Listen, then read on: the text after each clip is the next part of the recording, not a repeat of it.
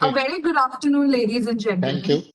I warmly welcome you all to the Day 3 of the Whirlwind Energy Conference 2021, jointly hosted by the Energy and Resources Institute and Whirlwind Energy Association, under the theme Powering the World with Wind and Sun.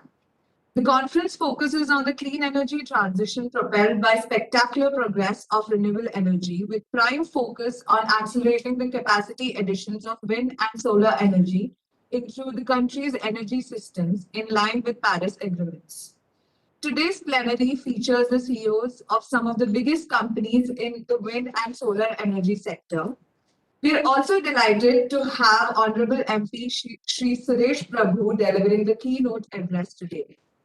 I'm very delighted to introduce the moderators for today's session, Mr. Ajay Shankar, Distinguished Fellow Terry, and Dr. Jami Hussain, Vice President, Whirlwind Energy Association. Mr. Ajay Shankar has had rich and varied experience in public service for over 45 years and primarily in the fields of industry, the power sector, and urban development. Dr. Jami Hussain is currently the Technical Chair of Whirlwind Energy Association and a member of the Executive Board, International Association of Wind Engineering. I would now hand over the floor to the moderators. Over to you, sir.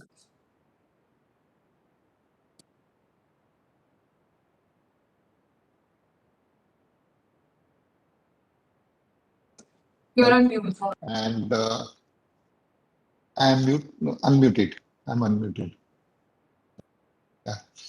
So I welcome all the participants to the CEO panel, and we look forward to dwelling on the very important issues concerning development of wind and solar power in India, and more importantly, the businesses, how they carry it forward.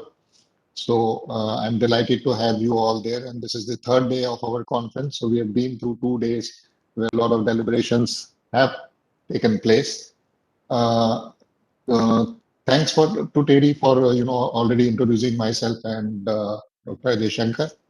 Now I would request each of you participants to just give us a 2-minute introduction about yourselves. So I will begin with the Mr. Rajinder Kumar Kaura from Bergen, and he can give a very short introduction, and then on to the other participants. Yeah. Mr. Kaura.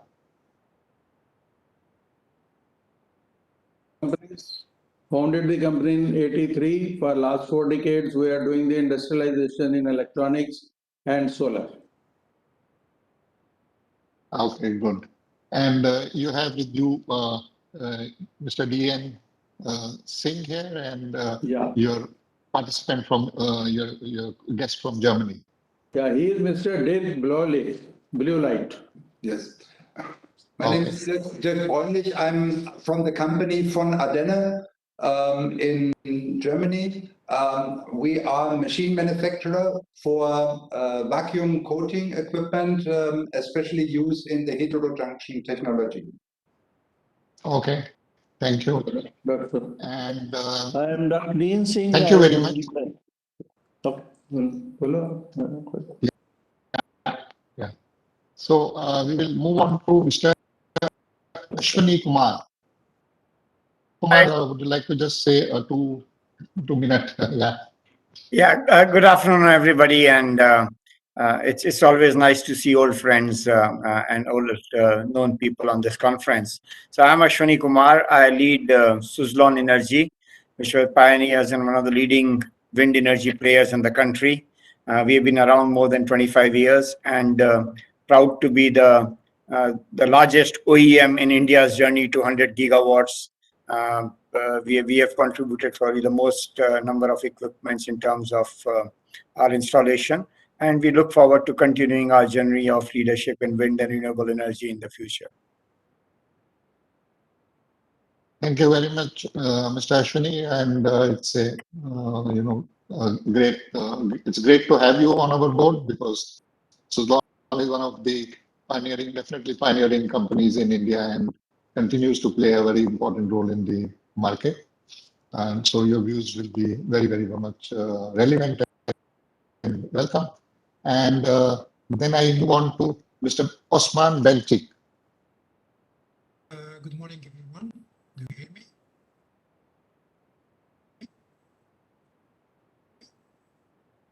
Mr. Belchik, your voice is very, yeah. Okay, let me just see. I'm having problem. Sorry.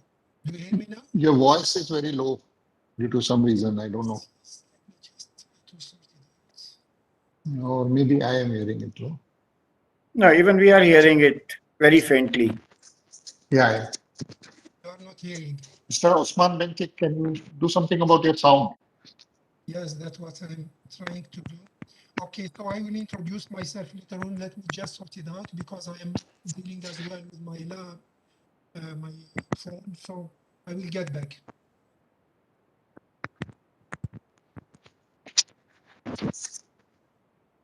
So I suggest that you, because it will be very difficult otherwise, sort out the sound bit.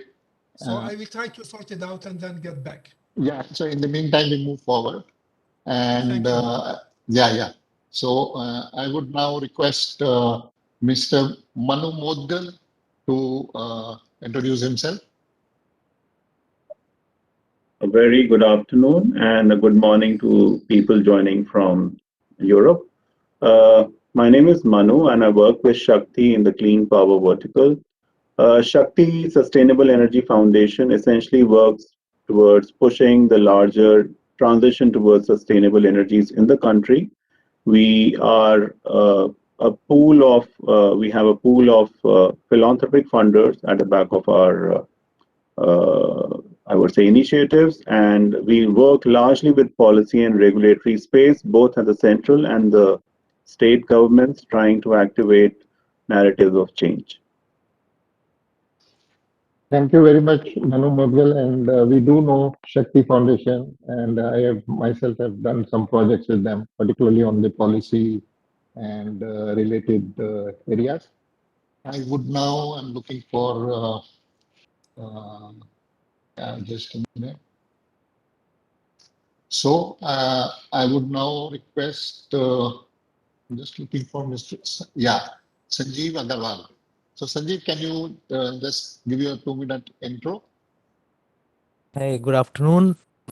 Thank you so much for having me on this panel. It's a pleasure to be on the same panel as so many of distinguished gentlemen and ladies that I am seeing here. So my name is Sanjeev Agarwal. I am the founder and CEO of a company called Amplus Solar. So we work in the distributed generation space. So essentially we set up a lot of rooftop plants and the open access plants and to sell electricity to more to commercial and industrial customers rather than selling to distribution companies. And we work more in the energy transition space, working on some of the newer technologies like the hydrogen and the batteries and the electric mobility side.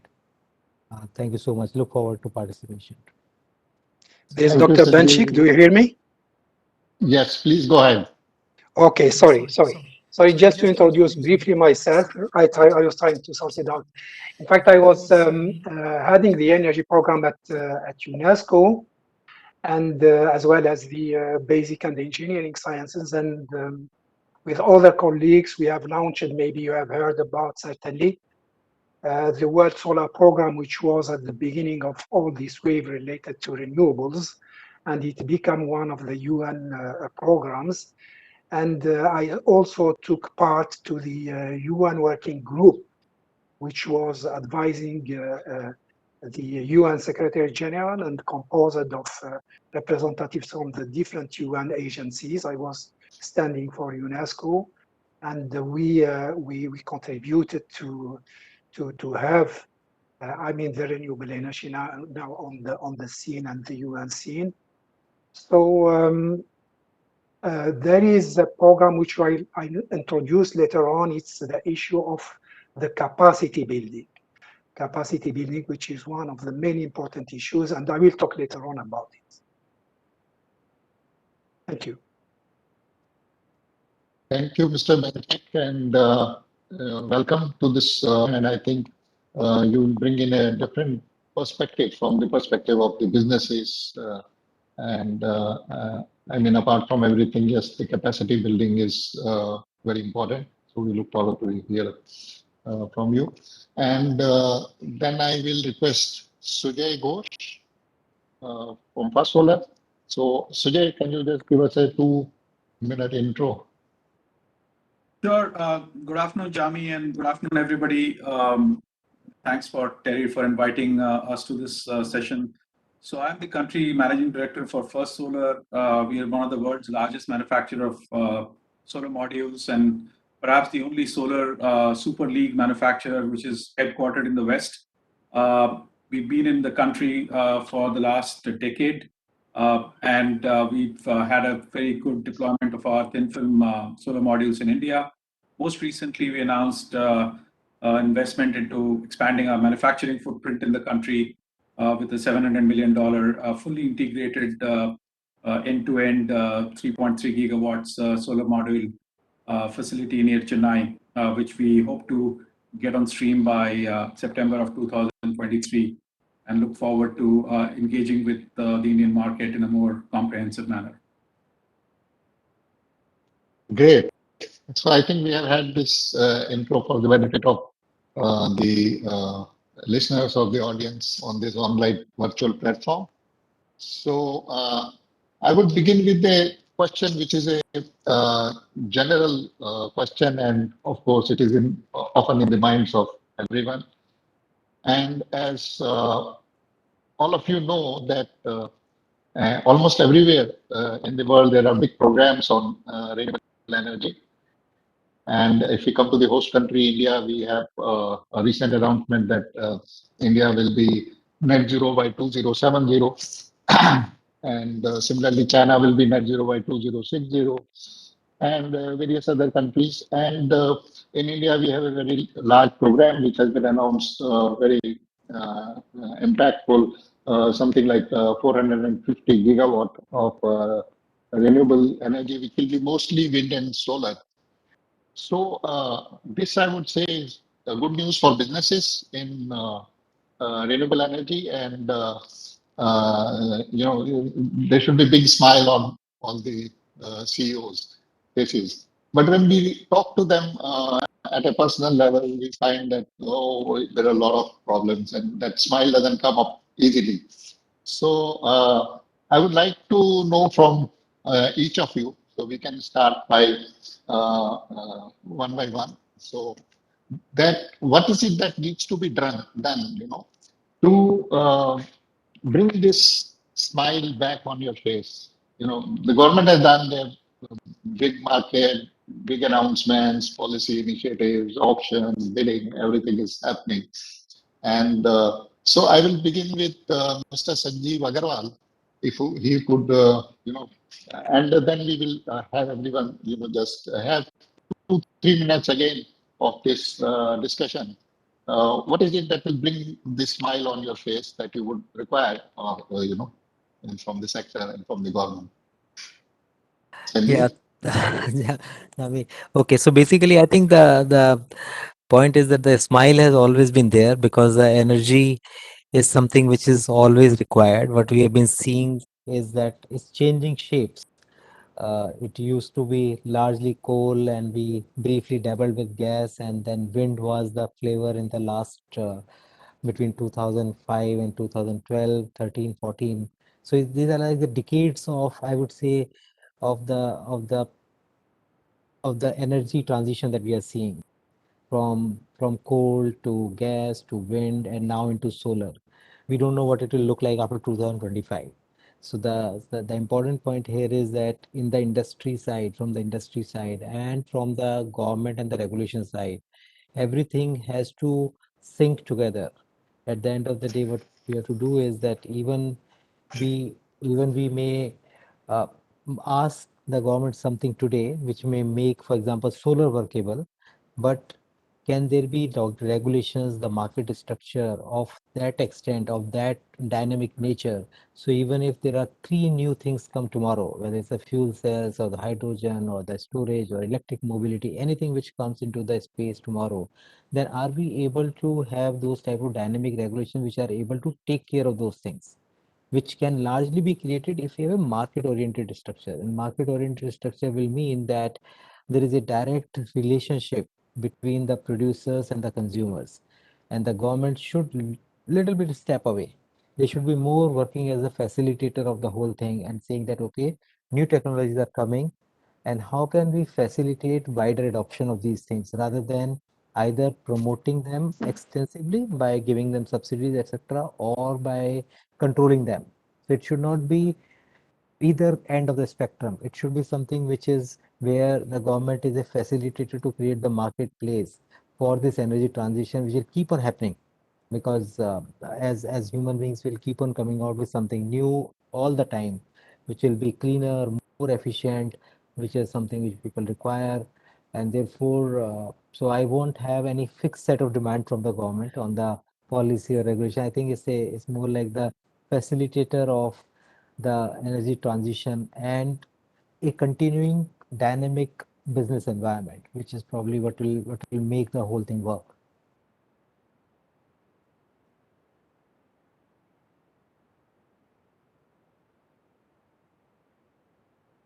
So,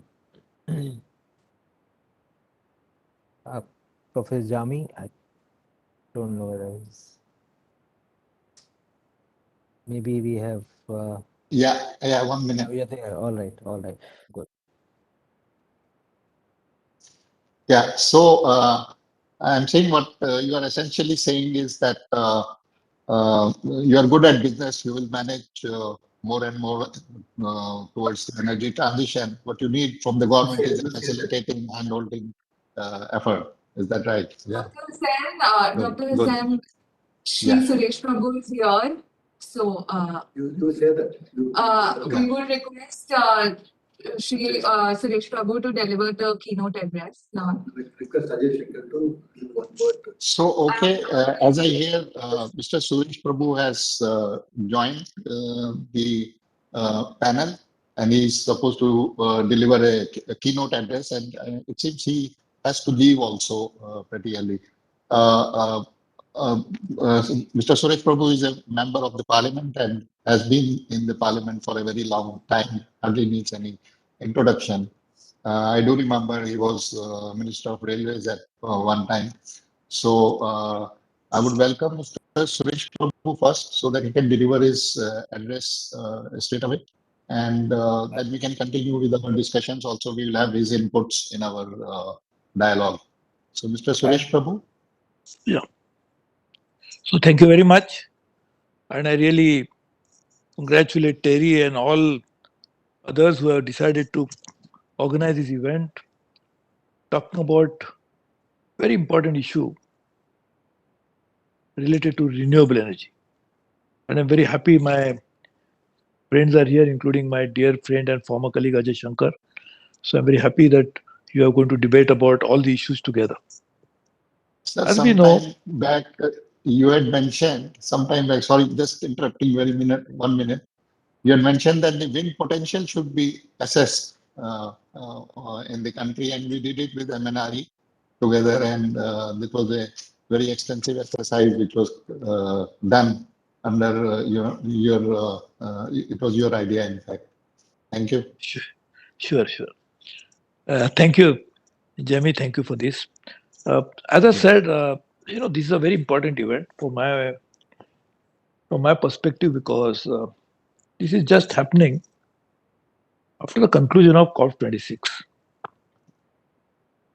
I have been dealing with issues from various different angles in my long 25 years in the government and in the parliament, having handled 10 different positions in cabinet. I've seen, as an environment minister, we used to always go and talk about what needs to be done, and we also will make a right noises. In the COP26 COP meetings, I done from COP4 onwards. But when we came back, And I was also the minister related to power, and where my dear Rajesh Shankar was my colleague in the ministry. We'll always wonder, that was the job of the Environment Ministry. And it's right to make the right statements in the such forums, but back home it is not possible to implement it. So today this event is talking about how do you actually generate more renewable energy and add it to the grid. I'm very happy that you're trying to think about solar and wind together. And my dear friend, you just mentioned, and I really appreciate, Jami, your idea about the assessment of it, right? That's what you wanted me to talk about. How do you assess the potential of it? Yeah. I was just reminding you of that. No, I understand. But one is to assess the potential separately of wind and solar. And in wind, you can assess the potential of onshore and offshore separately. In solar, you can also do solar as a whole, but photovoltaic as well as solar thermal separately. But what is important is also to assess how do you make both of them, solar and wind, work together as an integrated solution for renewable energy. That's a bigger challenge. If you want to integrate both, the kind of smart grid you have to create, the kind of system that you must put in place is another important issue. But talking about the wind potential, India has 7,600 kilometers long coastline. So we have a potential onshore and offshore both. I remember I am the founder, along with Mr. Jamshed Godrej, one of the leading industrialists as well as an environmentalist, in an organization which both of us had founded together. We had made the assessment of 650,000 megawatts of offshore wind, 650,000 megawatts.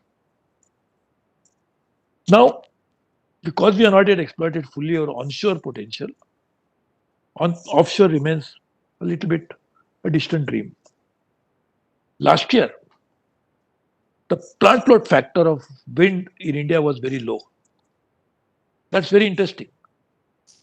It happened because of the wind velocity, which went down a bit, and therefore what used to be more than 20% has come down a bit.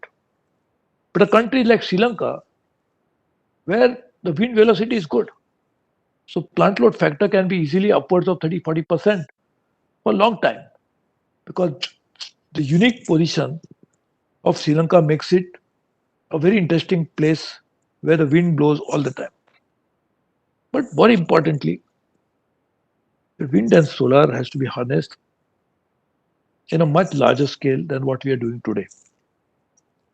Thanks to our Prime Minister, we have International Solar Alliance, which is now many important countries, including US, have joined recently, which makes it a very important platform to bring all kinds of players, whether technology providers, whether equipment makers, whether generators, whether project developers, all of them can come together and actually make solar as a tipping point for changes that are necessary on the energy mix of the world.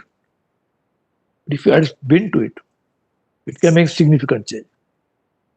Wind is something which I always keep saying, that if you don't harness it now, it's gone with the wind. Because what wind was blowing, if you don't harness it, it's not going to come back again. That wind is gone. So what's gone with the wind is lost. Therefore, let's harness it today. And therefore, I think it's very important, Jamie, that we must put our heads together and make wind and solar as an important component of the energy mix of the world. Now we are talking, if I can over here, sorry, I'm not in the country, I'm abroad. Therefore, I'm trying to link in from a little remote place. I've missed out some of the conversation earlier. But what is important is the policy framework that you talked about, the regulation. That's very important. I think this is a time that while we need local regulation for sure, because ultimately it is an important part of solar and wind both, it's harnessed locally. We can talk about global ideas.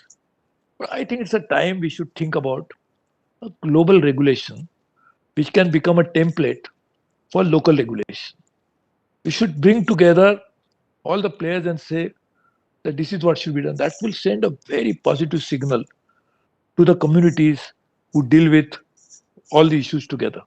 If you can have a template ready, then countries can modify it a bit to make the local situation embodied into it. But if you can make this kind of a global regulation ideas, it might be helpful. And this is also because it's a World Energy Conference.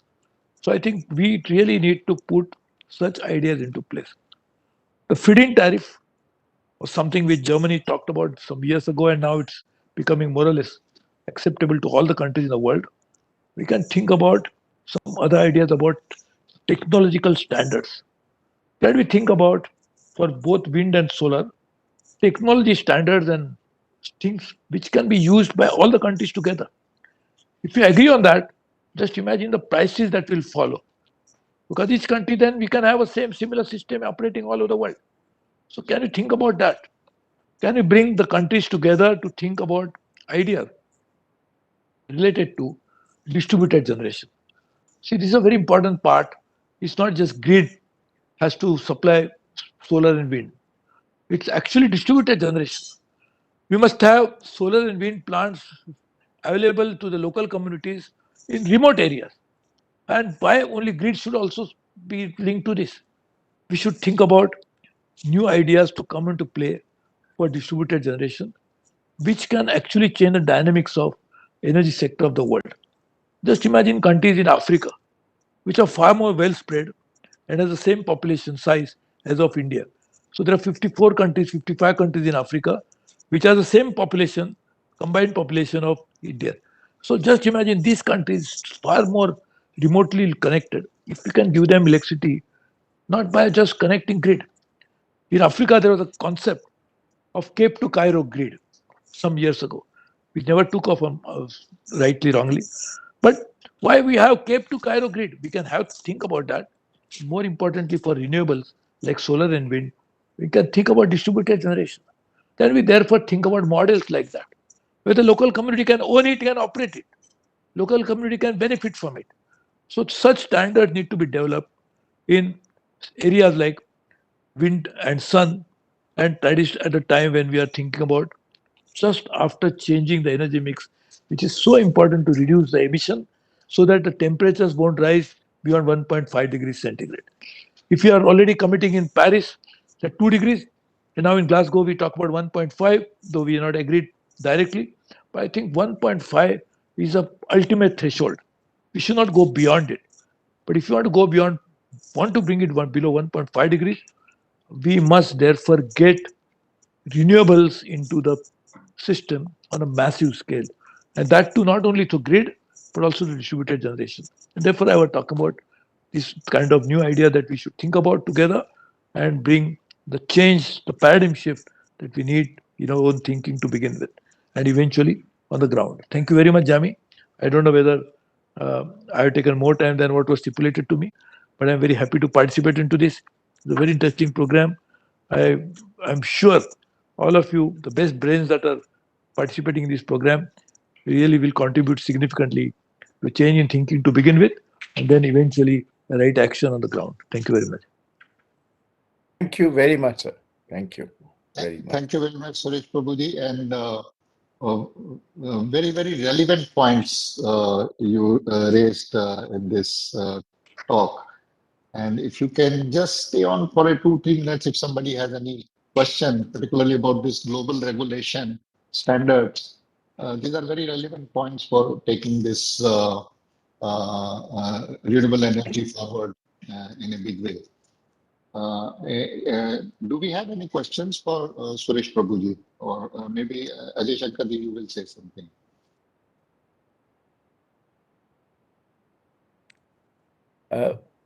The question that I think I would request the CEOs, if any of them have any point to make or any question to pose to Mr. Prabhu. Can I ask? Yeah, please. Yeah. Hello, sir. This is Sanjeev Agarwal. I am the CEO for Amplus Solar. We work in the distributed generation space. So we have around 350 megawatt of rooftop plants that we operate. But what we find is that the rooftop, while everybody talks about that the distributed generation is very important, and government also says that 40% of solar should come from the rooftop segment. But in terms of the on-ground implementation and the support, while it is a absolutely no-brainer because rooftop doesn't require any transmission, doesn't require any land, doesn't require any PPAs to be signed by the discom, which always remains a bone of contention because of the financial issues. But the government still doesn't come out with very supportive policies for rooftop.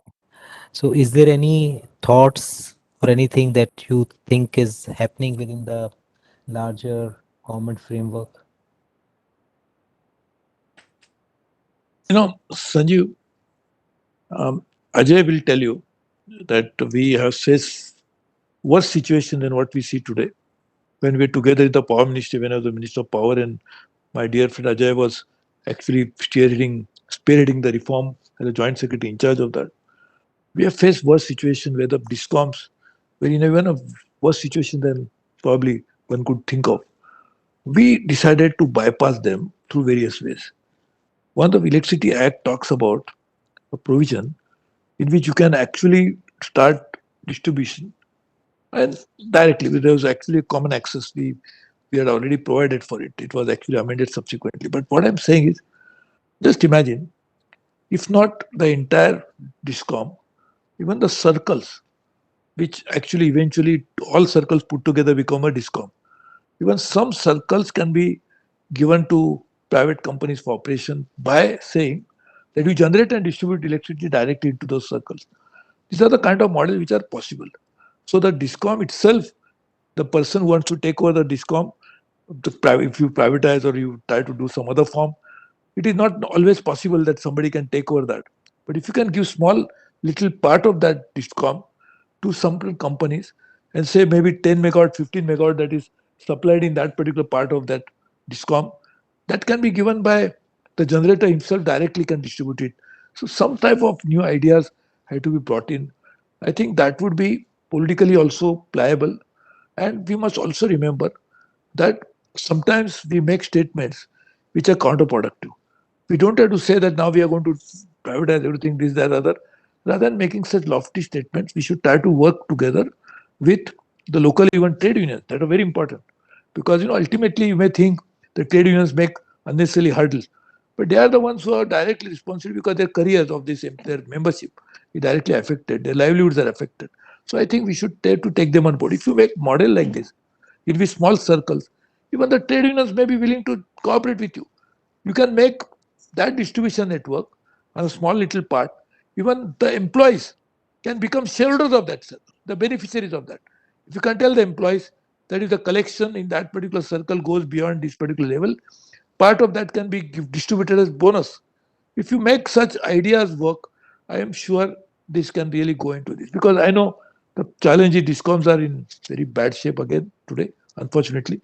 And we have a deep problem. In fact, one of the problems that we addressed through the Electricity Act was to allow the private sector to come into generation, which has helped significantly because now we are more than 3.5 times of the installed capacity when me and Ajay were together in the power ministry. But at that time itself, we have started distribution reform.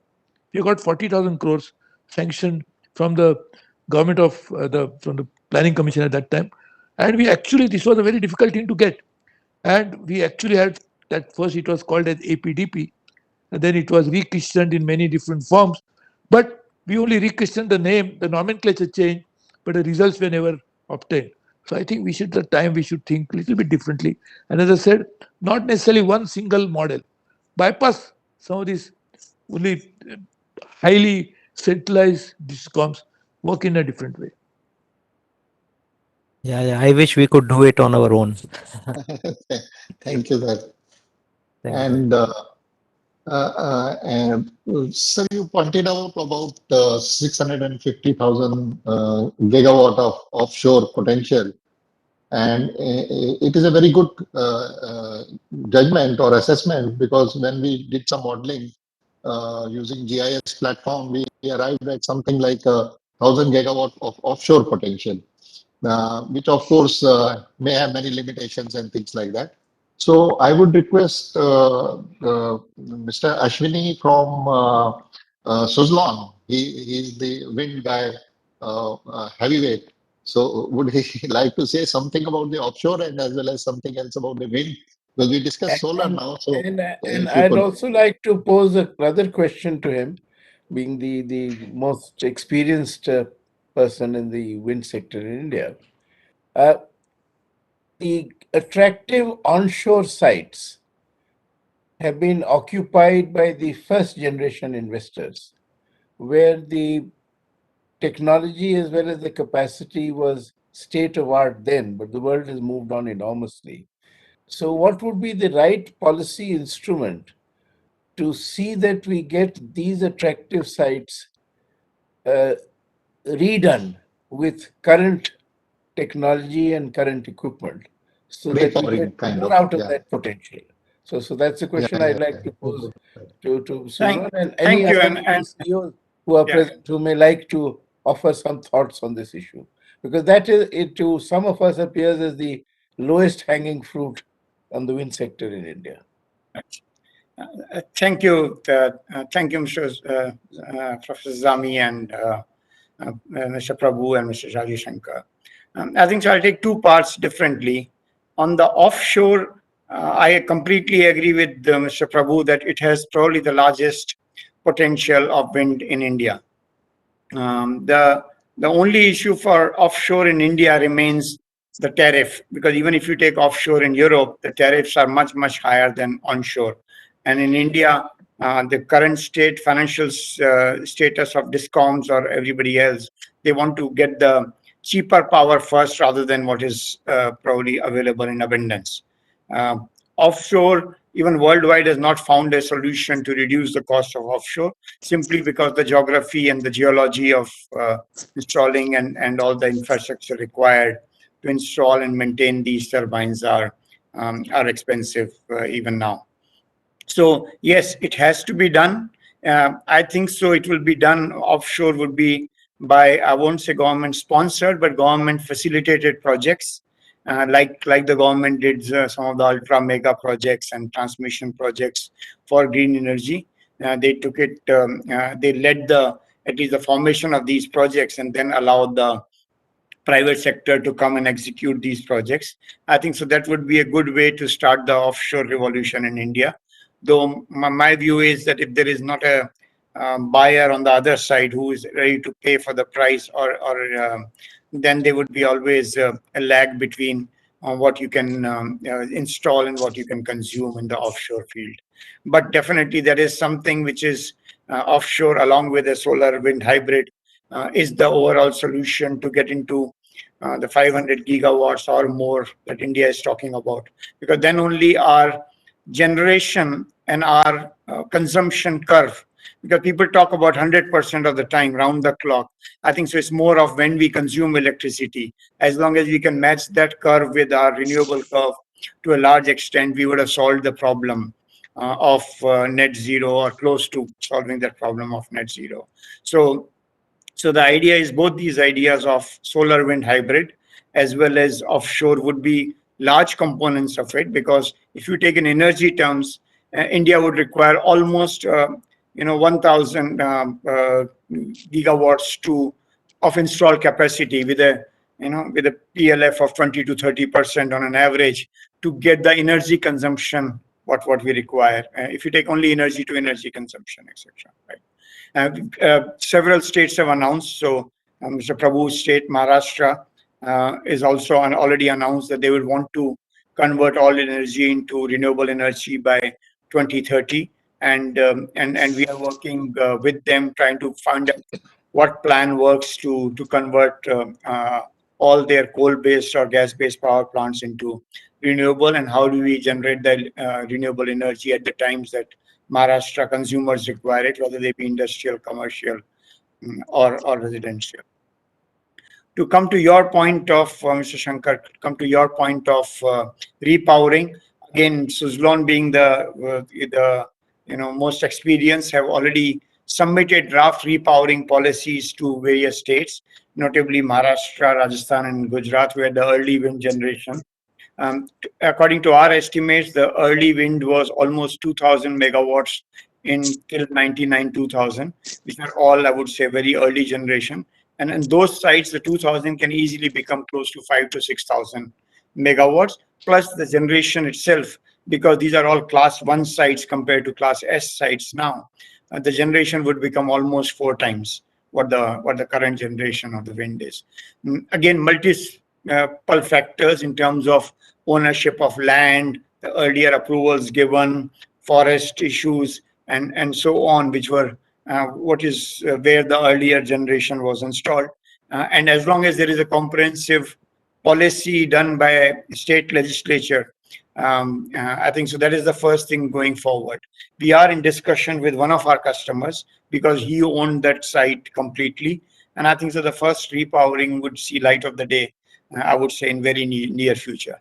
And luckily it's a very well-known company, so they understand the importance of repowering. So our first repowering would go on, I would say, in action by end of next year, if not earlier. But definitely that is a big low-hanging fruit with a lower tariff, which we all should pursue. But just to cover other points, Jami, so that I don't have to, give other chance. I think so. The concept of India reaching its target of 500 gigawatts or net zero or whatever capacity we can install will always be linked to 2 parts. One is government being facilitator of large installations. And when I say facilitator, they don't have to put in the capital.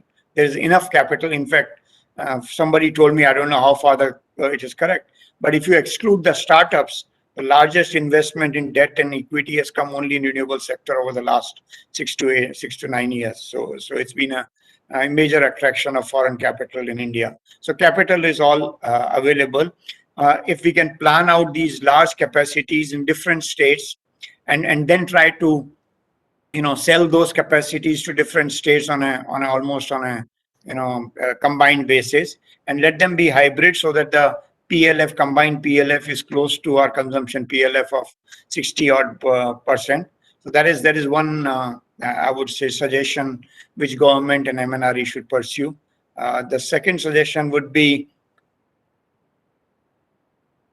sorry sir, I can't hear you, you're on mute. No, on this, may I ask a question? You see, so far, India's great success story has been that all this investment in RE has come through private investment. So the question that some people are asking, are posing, is that this private investment has come on the strength of the acceptance of a tariff and a long-term PPA and the implicit sovereign support from the state government and the central government to honoring of the PPA. So, but all that gets anchored in the distribution company and the DISCOM and the distribution licensee. So if the distribution licensee is done away with in this reform that is being talked about of separation of wires and supply and full retail competition, then would the level of investment that we want to achieve 450 be still easily achieved, or will that become a problem? It's a question posed to me recently. Sanjeev would probably answer better, but we supply turbines to many companies like Sanjeev is in solar, but many wind companies who are directly selling to industrial customers and commercial customers. So I don't think so the sovereign purchase is the sole criteria for investment. There are many players in renewable sector like M Plus in solar and many in wind who are relying on the industrial customers and commercial customers buying the renewable energy.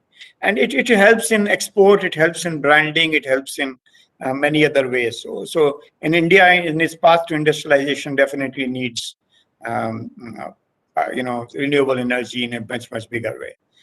That's all from my side, Zami. I maybe request the participants on the manufacturing side to give some thoughts on how government's efforts to get more manufacturing in solar going, because on wind side, I think we are, thanks to Suzlon, well developed.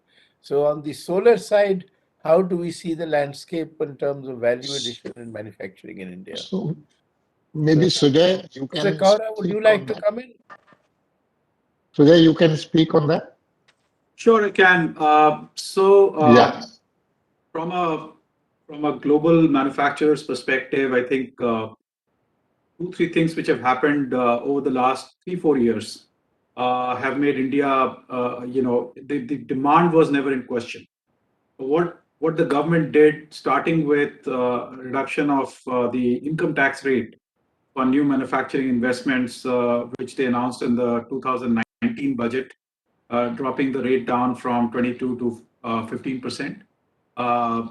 Second thing was clearly, the ease of doing business, and this is where I think some of the states have also done their bit with single window permitting systems, where as a potential manufacturing investor, you come in and one single application and get all your pre-operative and pre-construction permits within a finite period of time.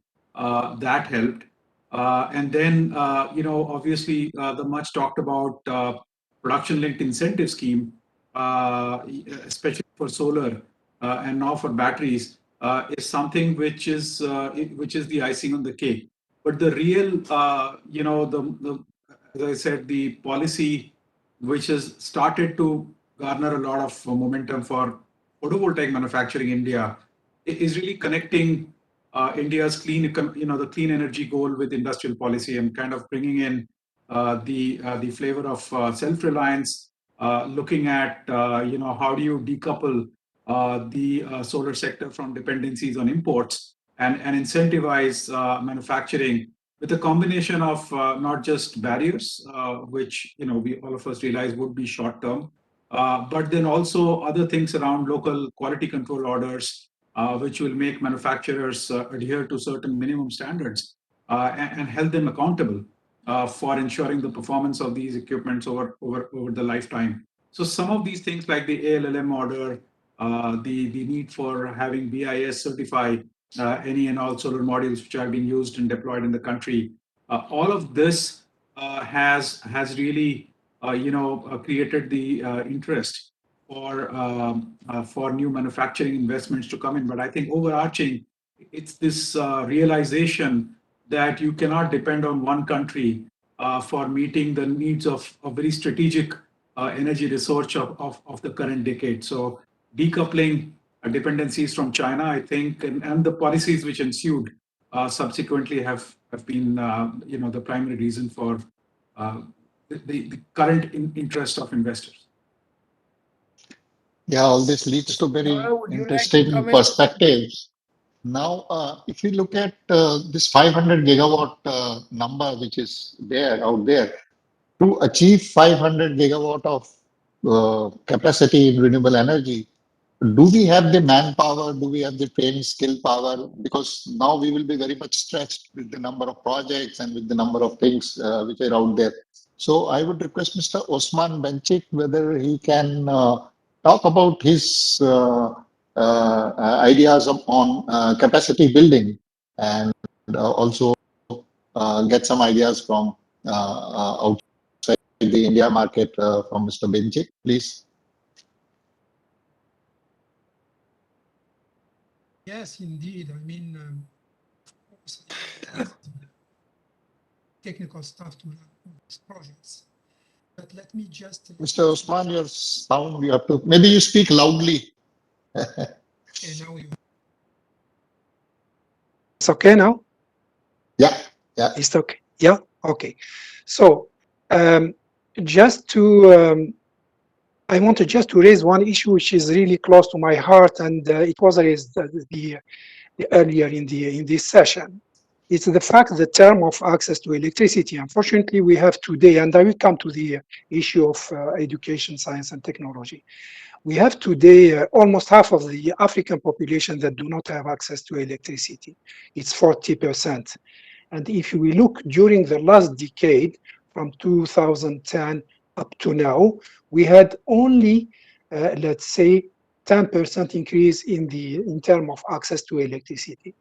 So this is a huge problem from my point of view, as this concern also different countries here and there, particularly in Southeast Asia.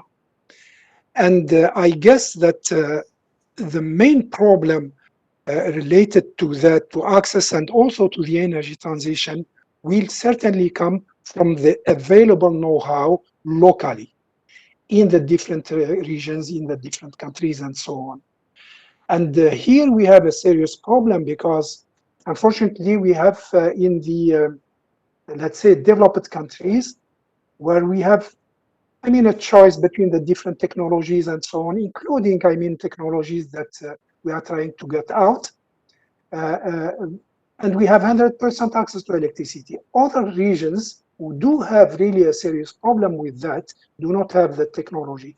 And from my point of view, they should be a binding item when we talk about even the discussion during the climate change and so on, a binding item related to the equity in terms of access to the know-how and technologies. And this brings us to the capacity building and how to make those who are really in need having access to the latest technologies. And the only proposal, it shall come from, I mean, a political binding commitment. Otherwise, no one would like to share the technology he has with others. And we take generally the poor countries just as a market where we can sell the technology. So I think that when talking about climate and the energy mix, etc., we have to change all this and we change the energy approach paradigm through a sort of linking the different agenda. The energy agenda with the climate change agenda, but I would like to add to that the science, technology, and innovation access agenda by all in all the different regions. So with this, we maybe can see, I mean, the light coming, particularly for those who are really in need.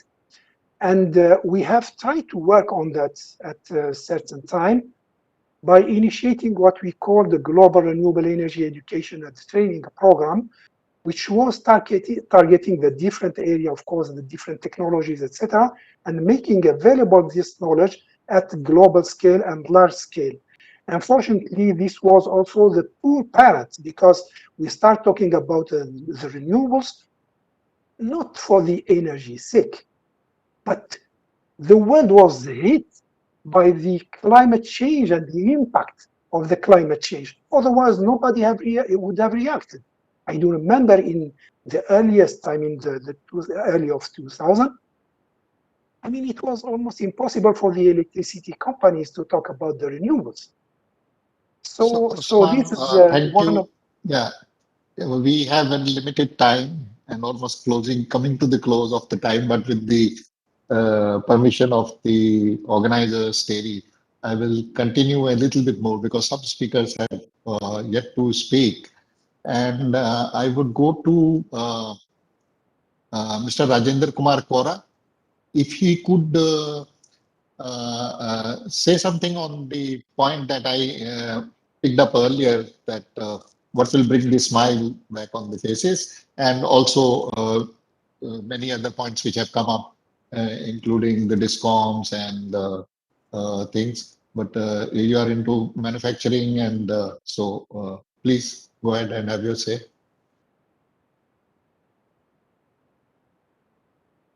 Mr. Kora?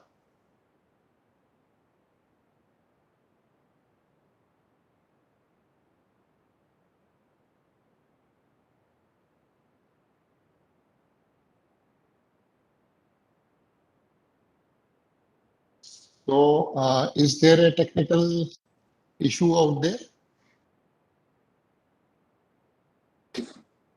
Do you hear me? Yeah, now we hear you. Yeah. Yeah, okay. Can. So I come with 4 decades experience in the manufacturing, and I am very sorry to say that in electronics we miss the bus when there is no supply chain. And even today, the electronics is starving of the chips because in semiconductor, we did not invest. And then came the solar, and solar also had the same problem for the last almost 15 years, in which we find that only cells and modules of the capacity just 3 gigawatt of the cells for 12 gigawatt of modules. And then this has given a big opportunity to our neighbor to dump their equipment of modules at a very low rate, which has killed the Indian industry. So now is a chance that when there is a 10 gigawatt PLI scheme came and 60 gigawatt applications came, and we must go in for the full throttled polysilicon till the modules, because people are not taking a note on the load forecasting. I have been also in the power sector first 15 years. I can tell you, with coming of a mobility change of the electrical vehicle, you will have not less than 300 to 400 gigawatt in just requirement in next 4 or 5 years. And then on the hydrogen mission, which is a convergence of PV and green hydrogen, this is going to add another 500 to 600 gigawatt. And then how to meet with on the same grid. So there will be a huge investments on the stability of the grid will be required, and then storage will be required, and storage on the battery will be required, and storage also through the hydrogen, what the Japanese model is, that policy must be introduced. So what I mean to say is it is a high time that the government makes some policies, and even on the hydrogen, because this is a going to big requirement of the renewable. But good thing is that instead of putting the load on the grid and getting it the consumption from the grid, there can be very good decentralized models like Japan has taken even in the Olympics of 2020 held in 2021, that the complete mobility was on hydrogen. Generation of the electricity with these hydrogen, metal hydrides, they have demonstrated that you can generate electricity. So our villages, all the villages can be put onto the decentralized generation. This will not put extra load on the grids. So otherwise, the stability of the grid is going to a very big challenge. But the another challenge is the manpower. Now we have got hardly 3 gigawatt of the production of solar cells, and there are hardly 200 of the technocrats who are available. When you will just increase your capacity of manufacturing, you will find there is a musical chair race and no technical manpower is available. It is a high time we should start the institutes like Fraunhofen here. We should introduce the courses of the PV as well as on the hydrogen in the engineering colleges, so that in the next 5 to 10 years, the manpower is fully skilled and trained and they have the knowledge. So I believe that the load forecasting, the country must do it again. Just the demand is going to much more, and then the climate protection and change that you can do in a better way. And to me, wind is already there, solar is there, but hydrogen is going to play a major role as the convergence. And so let us take note on that and make some policies on that. Thank you, Mr. Kora. I will quickly go over to Mr. Modgil. Mr. Kora, you made very important points, and also it leads me to think whether with the new initiatives, also PLI and things, whether the tariffs will go up. So, but Mr. Modgil, are you there? Mr. Modgil? Yes, I'm there. Okay. Yes, I'm So there. you may please speak here. My question sort of is here that is the drive on the tariffs to bring down the tariffs is somehow impacting the business, which we also find, the signals from the various speeches made here, that somehow, that impact is there.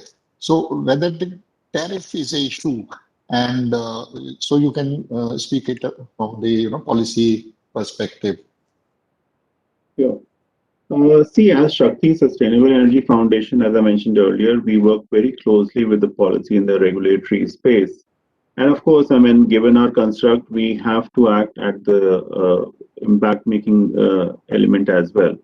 Now, in our understanding of the ecosystem, while a lot of initiatives have taken place, I mean, today we are sitting on nearly close to 10% renewables as far as the grid goes. A lot more needs to be done if India's energy transition has to take place. I think my previous speaker has very nicely pointed out that the kind of load forecasting we have imagined currently, I mean, the Prime Minister spoke about 500 gigawatts by 2030, is probably an understatement. And maybe we might be looking at upwards of 100 gigawatts per annum in terms of the actual demand, which needs to be sort of put in place going forward, especially taking into account the new sectoral electrifications which might take place in EVs as well as industries and the like. So from this perspective, I think there are three things from a tariff perspective we must take a look into. One is the very fact that when we take a look into utility grade renewables, I think currently we are looking at sites which are very remote, and the kind of wheeling and all of those things which takes place literally sort of makes the tariff of procured power by the distribution and nearly 3 times. So while 2 rupees or 2 rupees 50 paise could be at the procurement end through the discovered prices, the actual wheeled in price could be nearly 3 times of that. So I think that's a point of concern, and we must sort of introduce technologies as well as, I would say, spaces which allow for more, I would say, co-siting of both the generation as well as the consumption. The second point, and I think more importantly, is the fact that, which Mr. Suresh Prabhu also touched upon, the fact that decentralized solutions should not be really sort of, shown the door. There is ample scope, especially with increasing urbanization in the country, to borrow international models like the one you mentioned on Japan and even in Germany, which has been experimenting with these for the last nearly 20 years, in terms of decentralized energy solutions, wherein some kind of storage as well as generation, which is grid connected, is also co-sited to make a business case out there. Such solutions definitely will find more merit in the rural spaces, the peri-urban spaces as well. And from, I would say, purely a capex perspective, I think our distribution companies would be saved a lot of upfront investment requirements to literally sort of power the last mile grid. And I think that's a point of, I would say, both, I would say, pragmatic concern as well as, I would say, developmental concern as well. The last and the least, according to me, would be when we speak about tariffs, many a time, at least the way we experimented initially, we were trying to lock in with a certain sense of technology. Could be wind or solar or PV. Even within, say, solar, we are looking at thermal differently and maybe PV differently. And I think we need to shift towards a more, I would say, neutral stance as far as tariffs go. For example, why should be there multiple tariffs, say, combined depending on the underlying fuel, be it coal, gas, or XYZ or anything? I think this is the point where regulators would need to show more, I would say, innovativeness and a willingness to shift beyond tying up the tariffs to the underlying fuel and make it actually neutral, because electricity is plain vanilla electricity at the end of the day, at the point of consumption. And to a consumer, it really doesn't really matter where it comes emerging and it's emerging and coming from. So I think the moment we make that, see the magic it can bring, both to the energy transition and to the larger space of innovation out there. So I think I'll just stop here and essentially make the point that we need to sort of look for a larger, I would say, regulatory reform. Given the fact that this electricity is a concurrent subject in the country, certainly a difficult ask. We would also have to look into examination the issues surrounding technology and also, I would say, the larger political economy of transition. So I will rest my case here. Thank you, Mudgal.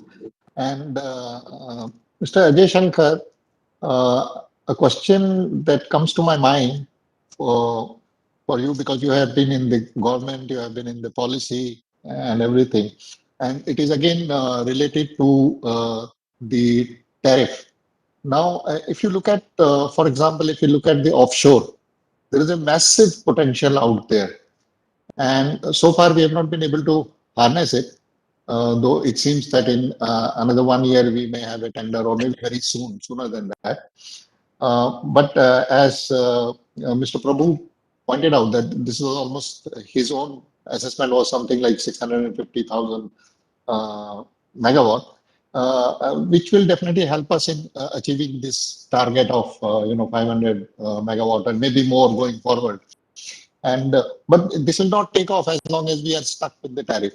So there is the volume of energy on one hand, the tariff on the other hand, and the market, and and the tariffs will come down when you go in bulk. So, but today this and tariff has become a sort of the only thing in policy, which I think we have a session later on also. But if you could just point your views. I mean, the point is that government has been able at times to take a strategic view and go for a higher tariff in modest quantities and create a competitive industry structure and move down the cost curve within India and capture the benefit of what's happening in the world. So 10 years back, when we began with the National Solar Mission, the tariff approved by the Central Regulatory Commission was 16 or 17 rupees a unit. We went in for competitive bids and we were able to get the full advantage of the global decline in costs of solar panels. And we've got this extraordinarily attractive tariffs, which make them very competitive vis-a-vis fossil fuels. Now, going forward in the energy transition, I think we need to take a similar call on separate technologies, which will allow us to see where the prices through market discovery and to see whether the cost curve decline can happen. So offshore wind is one example. So I would be inclined to support the suggestion that government identifies a very attractive site, does all the clearances as they did for the ultra mega power projects, and invited private investment to a site with all the clearances and all the detailed analysis of the technical parameters.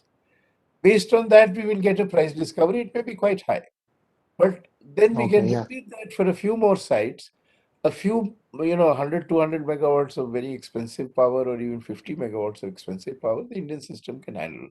That's how the solar mission went forward.